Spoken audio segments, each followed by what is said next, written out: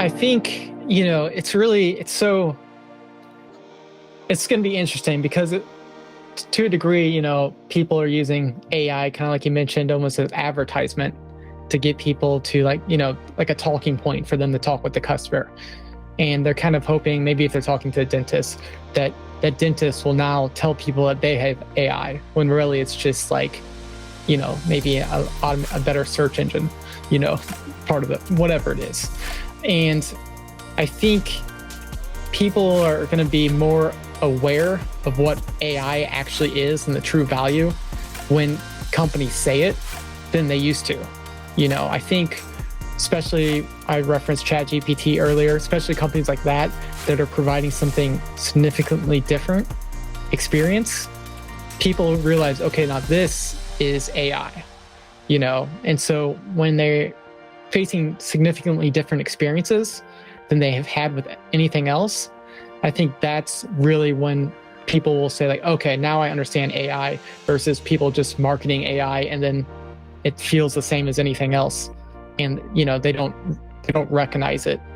So I think to kind of answer that is the customer is going to be a little bit smarter nowadays versus, when it's like a gimmicky AI versus actual artificial intelligence.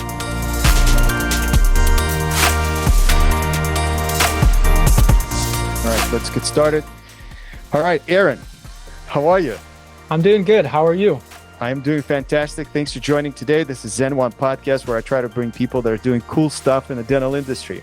And so I mean, dude, I really wanted to get you in to talk about AI and technology and everything you know. Thank you so much. I appreciate it. I appreciate being here. Yeah. Well, very quickly, I'm going to share the screen for those who's going to be watching video, but primarily for people that are listening. So this is Aaron. And so, Aaron, you're a doctor. Like, let's start there. You're a dentist, right? Yep, I'm Dr. Aaron DeForest. Yeah, that's awesome. So first of all, you have a YouTube channel called Dental Techup. You have a lot of subscribers. You have a lot of views on the videos. And you basically, how I came across you just go through stuff that I think interests you primarily, and then you just review stuff and to give your unbiased opinion on things, right? So I'm curious, how'd you get started? Why do you do this? It's like you're not busy enough doing dentistry.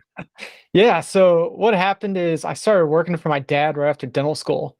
And I was like, okay, let's get some software. Let's change up some stuff. This should be easy. I go on the internet. I'm like, okay, well, there's nothing really out there to learn. And I was like, okay, cloud software. Well, there's a couple new cloud softwares. Like, let's go, research and review, like look at reviews on YouTube, just like I do for everything else I buy.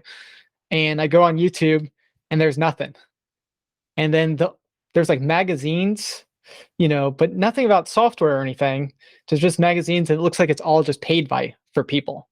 And so companies. I'm like, okay, well, I mean, it'd be nice to have something from non advertised to learn about the software and products. And so because I spend time before I buy anything and review it myself, I was like, well, how about I just spend the extra time and make a video about it and just put it up on the internet for everyone else to see. And I kind of thought of it as like a way to be like a consultant for a dentist, because I didn't really want to pay for a consultant.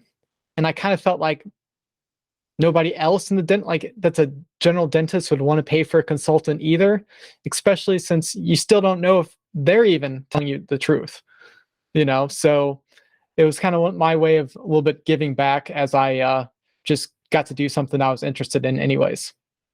That's amazing. Do you have a history of being like a tech nerd? Sorry for a better word. Probably, so in undergrad, I was obsessed with cell phones. I just knew everything about every processor in cell phones, and I just kept track of it. And like, I always knew what the new processor was, and I knew when to buy a phone and just what it was. And so, yeah, I think that answers yes to your question without me trying to say yes. But yeah, I was always obsessed with it. And then dental school didn't really have time. And then when I got out of dental school, I was like, how do I do two things that I like and that I'm good at? Yeah. I'm curious, what was your reaction? So you go to dental school, you graduate from dental school, and what year did you graduate? Oh, what was that, 2017? Okay, so 2017, iPhone is already 10 years old, and you know, there's a lot of software out there. I mean, there's a little talk of AI, crypto is on the rise, and you go to the dentistry, right? And Mhm. what practice management software did your dad use? Yeah, so my dad uses like the software that was called ACE. I don't And even know what that is. and you can, the funny thing is, if you go and like do any research about different softwares, it's one of the top ones that's always mentioned Uh-huh. in different um just different articles, and not articles in the dental field, but like articles kind of looking at software from the outside. And it's just, I don't know. I think everybody just does legacy stuff. And so it's still maybe big, maybe it's not, who knows? But it was just, it's just Right. older software. It probably looked like Windows 95. Exactly. And what was your reaction? I was like, there's got to be like something better. Like there can't just not be, you Right. know, like, And older people usually say, "What do you mean better? Like, stop looking for better. Like the what is it? The evil of good is great. What's the saying? I forgot. yeah, I don't know, but everybody's resistant to change in the dental field. But you can tell by the way the software looks in every office. Yeah. Yeah. So how did you go about it? Like, did you start looking for things, and how Yeah. did you convince your dad to switch up the software? So yeah, I just Googled stuff, looked for it, and then I started making the videos. I pretty much just, Like review videos. yeah, I just started making the review videos. And so, yeah, I forced him to make the change. And to be honest, it was one of those things that, you know, since I'm kind of getting out of the dental side of it, I, didn't hold him to the fire on having to forcefully go to the software I was using. So either way, overall, like it was a good experience of learning the new software. But I would say, getting someone to change, not easy, and he wants to stick with his software just because it's so difficult. So he's still using Ace. Yeah, I tried to, in the beginning of this conversation, try to like not let anyone know that he still uses Ace, but he still does, and Right. it kills me inside. But Yeah. I guess I gotta let the cat out of the bag. Right. Dude, how about your sister? I think you mentioned she's also a dentist, right? Yeah, so she's an orthodontist. Okay, what does she use? So that's a good question. Dolphin? No, it's not Dolphin. She's looking at a couple of them because I looked at a couple of them with her. I don't remember which one she chose because she just opened her practice like 3 months ago. So I'd have to go ask her because I never I don't look at ortho software that enough to like remember the names. I remember Yeah. like one was Gray Finch, but I don't think she went with them. Yeah. I'm looking at your YouTube channel and it says Dovetail Cloud Dental Software Review by Dr. DeForest, DDS. That's 5 years ago. You Mhm. look a lot less stressful back then. Clearly, you just graduated from dental school and you're just entering the space. But I love the quality. I mean, it's 5 minutes, and then the other one's Denticon, iDentalSoft. You even reviewed Dentrix Ascend, which is pretty Mhm. cool. All right. And then Best Dental Office Tablet, Amazon Fire or HD. Then you venture into top 5 ADA online free services for members. Like you're all over the place, not just technology, but then you do come back for like Shofu, Isavac, Curve Dental software. And let's see. I'm looking. I think so far you have a lot of reviews, but some of the big ones is Open Dental Ultimate Demo. Yeah. 36,000 views. Yeah. Can you talk about that for a second? Yeah. So I'll just talk to you about how since it started with the cloud software because I was researching what I wanted to get. Yeah. And then after I made those videos, it was kind of like, okay, now I just need to make some videos, right? I just Yeah. need to like continue the process, Content. just kind of keep going because I was like, in it at that point. And, then I started. And so that was when like the ADA video came out because it's like, this is something that I was like going through at the time and I need to fill some of the stuff out. So I just made a review about that. And that one did not, some of these videos didn't do well, like the ADA one. No one wants to watch that. So then I kind of realized, okay, this is, what people find interesting is kind of what I find interesting. So let's stick with the stuff that I'm more interested in. Yeah. And that's how I got into the Shofu camera. That was from me actually walking around in the Chicago Dental Conference, Oh, of like wow. talking to vendors, being like, "Hey, can I review your products?" Yeah. And out of all of them, Shofu was like the only one that like came through from Yeah. that, venture. And so that's how I came to, getting that video. And then I started to realize, okay, now I can make these videos. I understand YouTube a little bit. Let's show that I can like get numbers if I want to. And so then I, made the open dental, and I made the photography one, and both of those got big numbers. And that's why open dental has so many views, is because I was during that time I was like, okay, I can, I know I can make the videos. I can know what people kind of want and what I want. And so let's get some views. And yeah, that one's still getting a lot of views. That's pretty cool. And then, I mean, it's a 27-minute long open dental ultimate demo, charting, pricing, scheduling, ortho, e-services. So I'm going to ask you a really hard question. What's your favorite practice management software What's my favorite? at the moment? And define what's favorite in your terms. Right. So that's hard to say, to be honest. I know that's, I can I answer that correctly right now? I honestly, I don't think I can. Okay. I can tell you what I like about practice management softwares. I honestly like cloud-based practice Okay. management software. I like the all-in-one kind of, I think that's should definitely be the way of the future. And if they're not all-in-one, they better have really good working relationships. But all-in-one's kind of where I think it's at.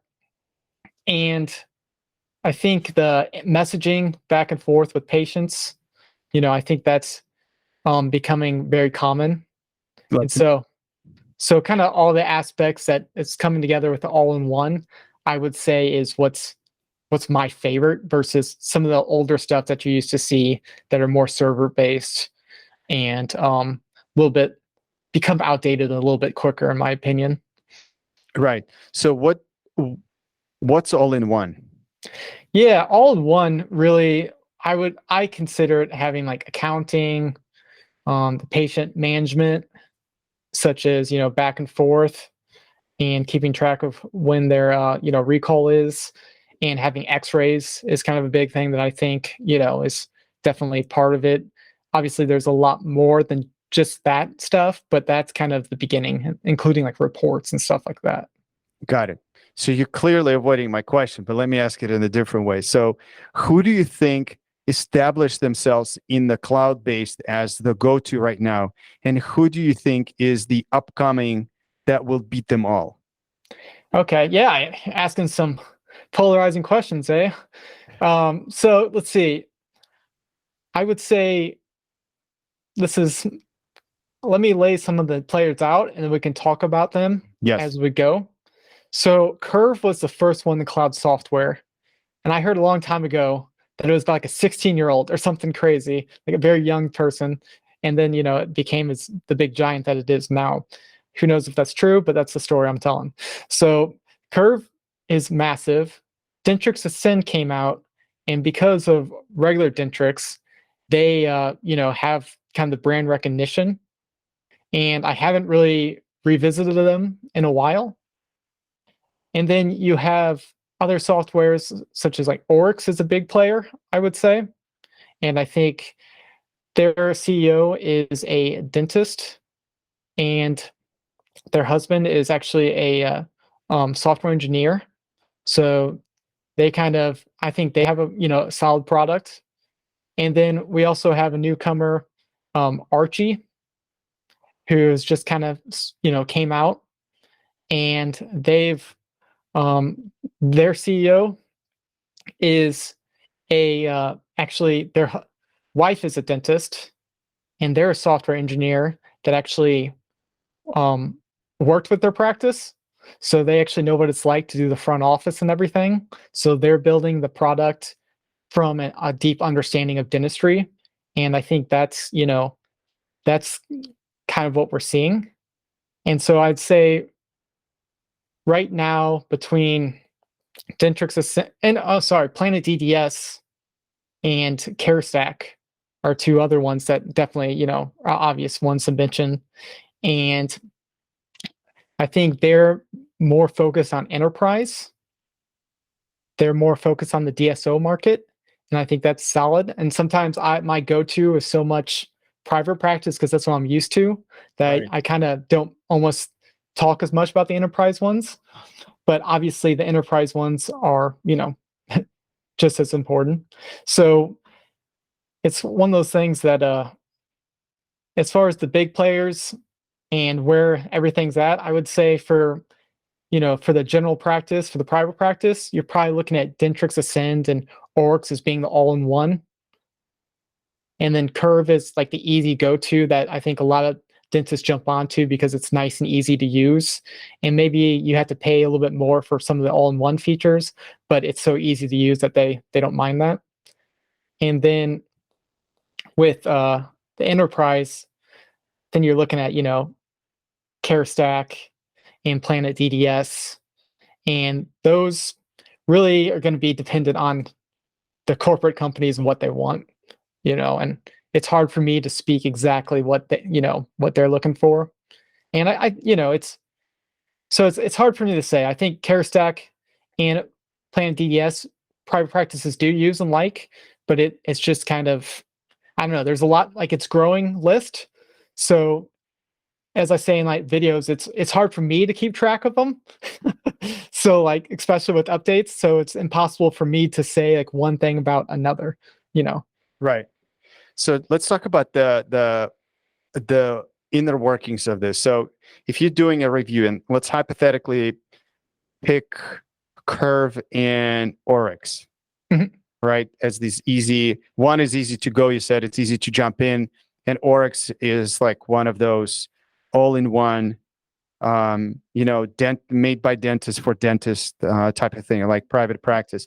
How would you go about evaluating these two? Like if you would do a side-by-side comparison video for like 35 minutes, what's your preparation process? What would you do? Yeah, so it's definitely changed over the years, right? So now I've kind of focused on really playing with the software in the beginning. By yourself or But on yeah, video? yeah, by myself and just kind of like saying, okay, what's the general layout of this? And so I kind of have an idea in the beginning, but then now I'm just going straight into recording the entire process. And, so maybe I gave myself a little bit, maybe 30 minutes to kind of just get an idea of how do you even get around the menus.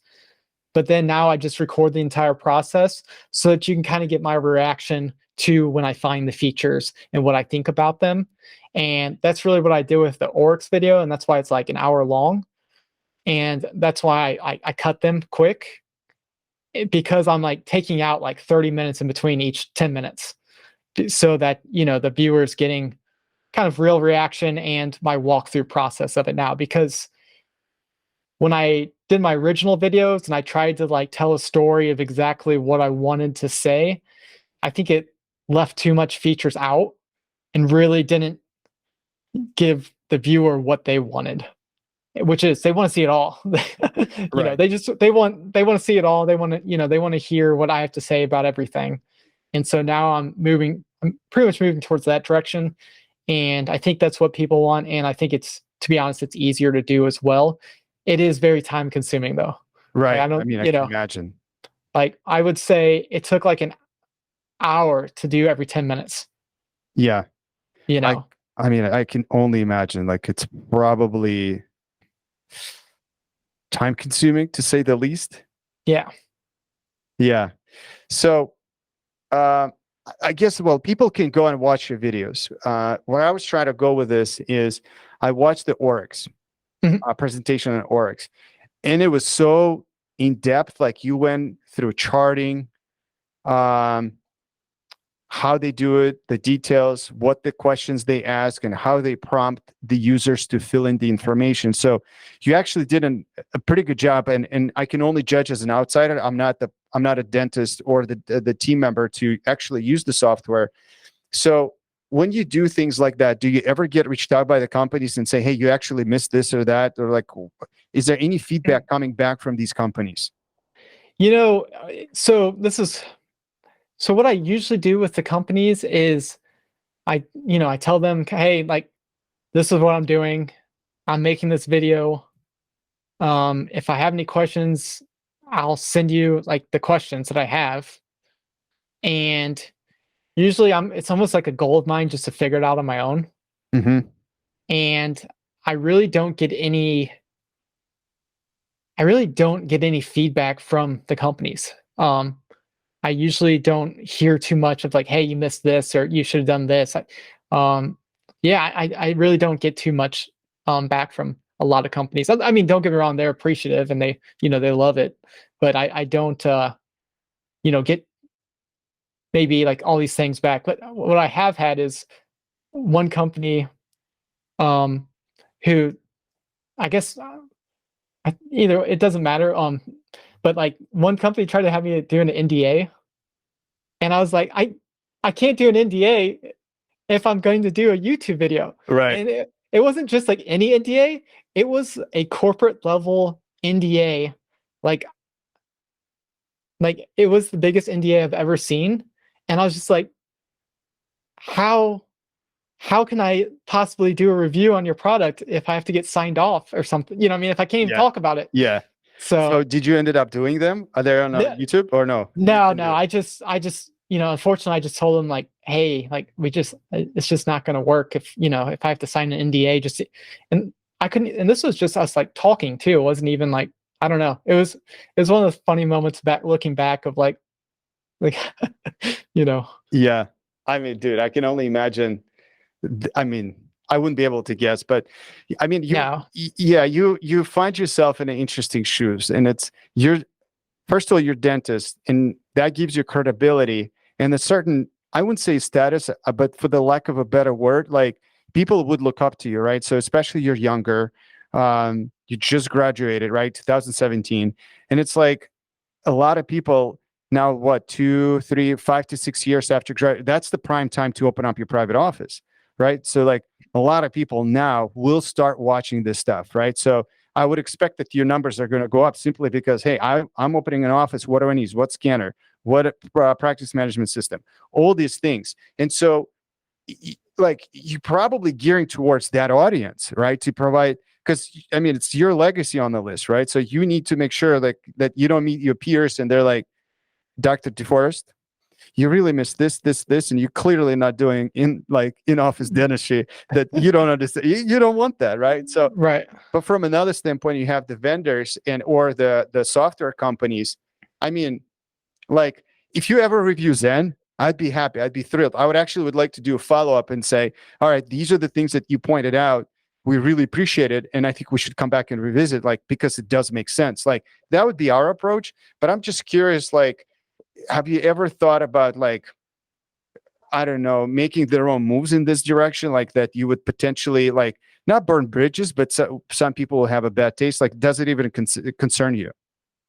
Oh, no, I do the best I can. And I don't really charge the companies to do it. So it's like, if you're going to be mad or something about something, it's like, so I don't really worry about kind of what I do. I usually always try to do the best I can, and you really just it's trial and error, right? I'm trying to figure out how all this stuff works and how you can help the dentist. So it's kind of like it just kind of is what it is. And I also think with YouTube being so personal that if there ever is like a bridge that you burned, it's like you just talk to them later on and solve things. I think that there's if anything's permanent with anybody, they're going to have more problems on their end than if they cannot have a conversation later on. Yeah. Let's jump into the hot subject right now and talk a little bit about crypto. No, I mean AI. Yeah, let's go. AI, artificial intelligence. People freaking out, people excited, people think it's going to be the future, people think it's going to be will replace dentists. I mean, there's all over. We're all over the place with this thing, right? But the funny thing, it's just going to do what it's going to do. Yeah. So what's your take on it? So yeah, artificial intelligence in the dental industry, which for those listening, I'm not the expert on AI. I may be the expert on dental technologies, overall. But when you get to the granular level of how many different types of artificial intelligence there are, you'll find that there's a whole bunch of different types. And so when it comes to dentistry, the one that I think is taking off the most is the imaging part. And I think that it's all becoming a tool to help the dentist. And I think the easiest way to relate to this is like ChatGPT. If you've been seeing all the headlines about that, um, it's almost like, a better version of Google in some instances, not in all, but in some. And so I think that's what the AI is becoming for dentists, is it's becoming a thing that just makes their job easier. And since I did a podcast and a video over talking to all these AI companies, they really educated me on, their thoughts. And so I'm kind of able to funnel those. And that's kind of their takeaway as well. And so, and I agree with it. It's allowing you to do dentist stuff quicker and be a little bit maybe more confident about it. And if you want me to go into a couple of them, it's that different imaging processing. And it's also, what would I say, some of the big perio voice control is one that I think is, starting, is pretty big value. You jumped on the subject way early than and when we talk about early in AI, like every day counts, right? So when I see your channel, you did Denti.AI review about a year ago, and you did an overall review of the imaging AI, where artificial intelligence in dentistry is headed about a year ago. What made you do it back then? Like, is it because these companies were gaining speed, or you're like have a little bit of like foresight into the future that AI is going to be super popular? Like like it's actually like exactly a year ago, right? So like, Yeah. yeah. So one thing that I kind of laugh about is that like I thought the future was going to be cloud, right? I just knew like, cloud software, it allows dentists to share resources digitally. Like that was my like thought process and kind of my driving force on the YouTube channel. Well, like all the things that I kind of like thought was going to be great about, cloud software, which it is, and then the AI stuff pulls up and like, oh, that's what I was thinking it was going to be. Like I didn't realize you had to, do AI to create these, meaningful things that you can do on the cloud. So I jumped on AI mainly because I just thought like, oh, that's what I, thought was so cool about the cloud, and now they're doing it. And I didn't even realize it was like the stepping stone of everyone was about to take off. Because if you look at some of the like money they raised and stuff, you're just like, oh, they became big like during my conversation with them or like after. And I just had no idea that, they were about to become big companies. Right. Which is very interesting. So when you say AI and cloud, just to break it down into pieces, I think one relates to the other very, very closely, because if the data is not, basically it's all about data to begin with, right? So like without data, there's no AI. Now, how do we access the data? So if it's in your local server using like EagleSoft or Dentrix or any of the older applications, including Open Dental in some cases, like you just have no way for AI to exist. Yeah. Like unless you just do remote stuff, like that kind of thing. But now with the rise of the cloud-based software like the Curve and everybody else that we just talked about, that creates the next generation of application. Is like now we have the cloud applications that allow you to do everything in the cloud. The data is stored in the cloud. Now the next step is, what do we do with that data? And so there are a couple of things that you mentioned is the imaging AI, which is recognizing the imaging, and then the other one is the charting, right? So like the voice in the charting. So there are many other applications within AI, but I think my question to you is, they raised a bunch of money, which is true. it's questionable if if that's the measure of success or the size of the company, right? Yeah. But let's just say they are big. But now, do you see the true application of that within a dental office? Like, because we hear the pushback, right? And again, you and I both are not sponsored or affiliated with any of these companies. So hopefully we can have a more unbiased conversation on this. Like, do you see the future for, or I mean, obviously it's there. It's not the right question. What kind of future do you see for software like that? Do they have a pushback? Because, doctors would say, just like VR, right? They will wear the goggles for the holidays, and then the next time Thanksgiving, they're like, oh, the new version came out, right? So like, could that be the case for any of those imaging AIs where, yes, it's great, it gave you the second opinion the first time, but then the next time you look at the X-ray, you don't even think about it. You're like, yep, cavity, this, and that, let's go, right? So Yeah. what do you think? Yeah. I think that's a really good question because like as much as I am in the technology and everything, but because I review products, I'm pretty I would hate I'm becoming less stubborn, but I'm pretty like I really have to get into something to like believe in it. And you kind of wonder how good can AI really be? And these are the early stages, of course. And just when I use the Denti.AI for that, video review, I was just impressed. I mean, don't get me wrong, it wasn't like perfect by any means, and I think this was a while ago, but like I was impressed how natural it became. It's almost like Facebook face detection when it says the person's name. Like nowadays, where it's like, oh yeah, we expect it, right? Like if it didn't do that, then you'd be like, oh my god, like what's wrong with Facebook, right? Right. But like, so I think it's one of those things that it will become to that point for dentists that just that's like expected. It has the detection. It tells you, what the percentage of that being a cavity is, and you'll just either agree with it or you disagree with it. You'll look at it in the patient and be like, okay, yeah, I agree. And then, you tell AI, yes, that is, or no, it isn't, and it will get better, So I think it is um going to be one of those things that just becomes natural for dentists to have artificial intelligence.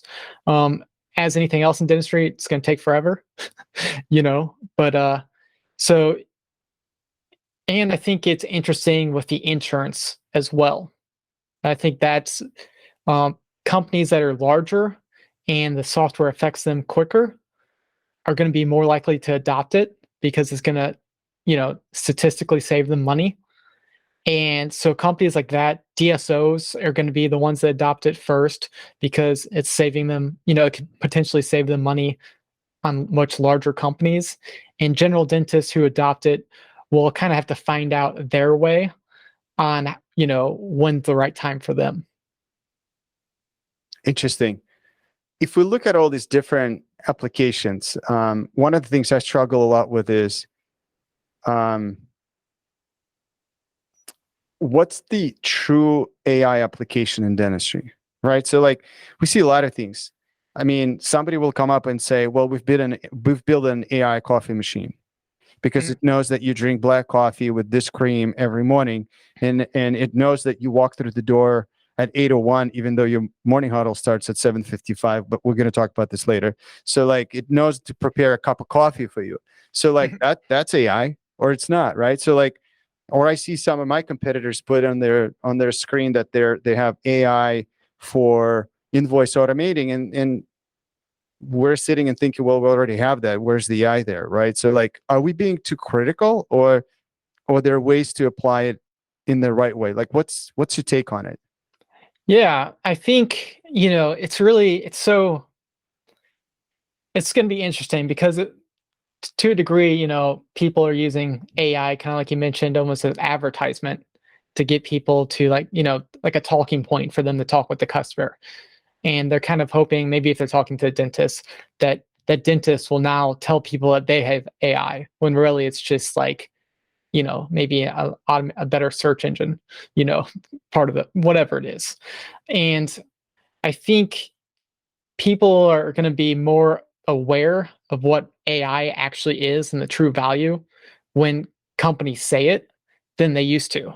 I think especially I referenced ChatGPT earlier, especially companies like that that are providing something significantly different experience, people realize, okay, now this is AI, and so when they're facing significantly different experiences than they have had with anything else, I think that's really when people will say like, okay, now I understand AI, versus people just marketing AI and then it feels the same as anything else, and they don't recognize it. So I think to kind of answer that is the customer is going to be a little bit smarter nowadays versus when it's like a gimmicky AI versus actual artificial intelligence. Right. And how would one spot? It's like with your Yeah. experience, how do you spot a gimmicky AI? A gimmicky AI, I would say, is when they say it does a very simple process that you kind of already expected it to do. And you're just like, oh, I just like, I didn't realize that was AI, but like I see that everywhere. So like it doesn't feel like, even though it might be very difficult for that company to do, it doesn't feel like a major breakthrough. It's probably more of a gimmick of like we're trying to use AI for one specific feature versus really being a game changer. Right. It's like, I don't know, let's take We, for example. When the phone rings, it shows the patient name Oh, gotcha.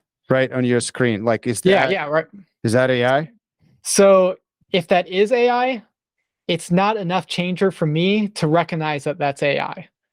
And I think if we've went out, because I don't know if they do or don't, but if we've went out of their way to tell everybody like you can tell people you have AI now because you have caller ID, I don't think that's gonna make dentists want to say like, hey, like we got AI. Let me show you what we can do, and Right. they show them like their name on a Right. on a So screen. can you and I make a case where AI case or the case for AI in dentistry could be somewhere lying in a large amount of data, or Mhm. and it could be in different formats. So the X-ray is a large amount of data coming in where it would be pretty much humanly impossible to go through thousands of X-rays to identify like a little thing, right? So Mhm. then the second thing is the trainability, or what it's called reinforced learning. So like certain things that AI may not know, but through the reinforced learning, it can get better without a human interference, right? So like you and I build the model, but as more input we add, it gets better. And so Mhm. like the large data sets with the reinforced learning, that's pretty much the case for AI and adaptability within dentistry.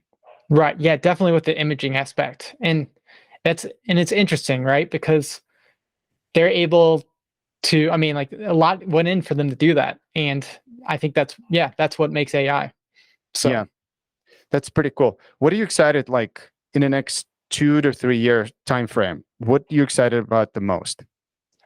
what am I excited about the most? I got some things going in on my end that I'm pretty excited about. Um, which I'll share soon enough. And I Can think you give us a sneak peek? Like, can be okay. So this company called Digital DSO that I've been working on, what you is know, it? yeah. So pretty much Why did you I call it digital DSO? Let me ask you that. yeah, so it organizes dentists digitally. So Okay. dental services. And so how I think about cloud software, they're known as software as a service, right? Right. So that's a service. Okay. So we're organizing all of the cloud software companies as a service digitally for dentists. And so digital DSO is a digital dental service organizer. And so that's kind of how I thought about it is you're kind of making it where a dentist can come on, they can pretty much start a practice digitally and have all their cloud software in one spot. Okay. Can you define? Like, what do you mean in one spot? Like with one login, Yeah. all of So their like dashboard links to all these software in one place. How do you see it? right. So right now we're doing the training software all in one account for the office that's unique to them. So pretty much what it will allow the dentist to do is train their entire team over the software that they use in their practice. And that way the dentist can easily adopt new technology. And if they want to go to the app store and they want to choose another cloud software, they can click on it. And in the future, that will automatically add the trainings to them. And that way they can pretty much say like, hey, we want something, click on it, all the trainings show up, train their entire team, and they're ready to use the new product. And now if they want to and they want to put their own trainings on the software, they can also put their own trainings on the, the digital DSO account. So now they can train their team over all the products they use and all of the systems they have in their own practice. Is there room for people to watch your reviews? Like how you review each individual product that's going to be on the platform? It's one of those things I haven't put that in there yet just because YouTube's so good that it reaches people and can send them to the platform that, if I could easily place those videos on the platform as well, just kind of double it. What if you do an independent review of like, I don't know, Zen supplies, and then I reach out and I'm like, Dr. DeForest, I want to be on your platform. And you're like, sure. But then your review was kind of like 3 out of 5. But then you're like, sure, you join on my platform, and we join and all that. How do you deal with that? Yeah. So to be honest, I'm kind of switching how I'm doing my videos because I realize I'm switching what I'm doing as a company, really. And that's why I'm kind of doing the walking through and just talking about what I see versus really trying to focus mainly on like 3 stars out of 5 stars or reviews on specific products. Yeah. Just the human nature. We want the shortcut. We want like to see it almost on your thumbnail on YouTube is like, how many stars would you give as you review the product? Like that, like we're like short attention span, even though we were talking for an hour here, but it's like, yeah. And it's one of those things of like, what I say as we grow, we can make more videos and, get people to maybe shorten it for me and, do all that stuff. We can definitely, make multiple types for each, product. But that's kind of how I think about the transition of, going from straight review channel to trying to create my own software company that's going to help, just help dentists adopt technology. Right. And you're gearing towards the private offices, right? That's your focus. For digital DSO? Yeah. So it's one of those things that I would say it's not going to be just private offices. One thing I found out about technology in dentistry is that the DSOs are the ones that adopt it the most. And so you really can't stop or put a name on who your customers are. You have to go with what the people want it. That's like when you create software, as you create the features that people want, and you have to work with the people that you want. And the DSOs are kind of the early adopters in a lot of the space. I think you and I should record a separate video on this. I have a different take on it. Yeah, and I'd love to hear more about that because that's kind of what I would say is I'm kind of seeing as DSOs with more offices or more, what would I say, more thoughtful on I guess what leads me to this is talking to people in the AI field. That's kind of, if you watch my AI video, I ask them about this. And they talk about like DSOs are the ones to adopt the AI first.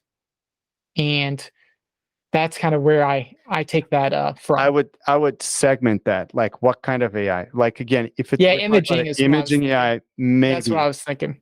Yeah. But I think anything like, hey, if AI can automate my insurance processing, right? So like in reimbursements and insurance and completely automate that part of the business, sign me up, right? So like, it really, I think it's just like anything in life. We need to put it in the right bucket to determine.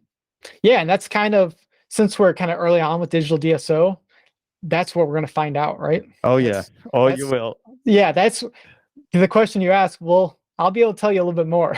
Yeah, I'm excited for you. Like the minute I found you on YouTube, I reached out and I thought this is great. I mean, we do miss the unbiased review of software. Like it's one of the things that I always thought that would be great to have and, pioneer for that. But, it's hard for me to do unbiased because we're pretty biased. We have a SaaS product.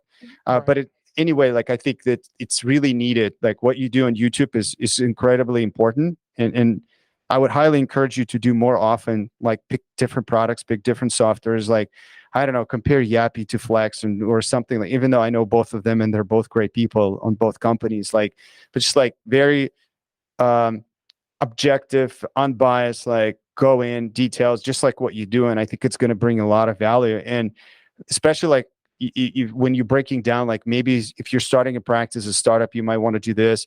And then if you're grown and you have like 2 providers, 3 providers in the hygiene columns and all that, to go with that. So like that'd be super important, I think, for the industry. And I highly encourage you to continue what you're doing. Yeah, I appreciate it. And I think, with the platform Digital DSO, that's kind of one of those things that's going to allow me to keep doing more. Because the reviews and just doing the videos, even the walkthroughs, because it is so time consuming and everything, it's hard to do. And I'm excited that I'm going to be able focus more time to do the things that I want. Cool.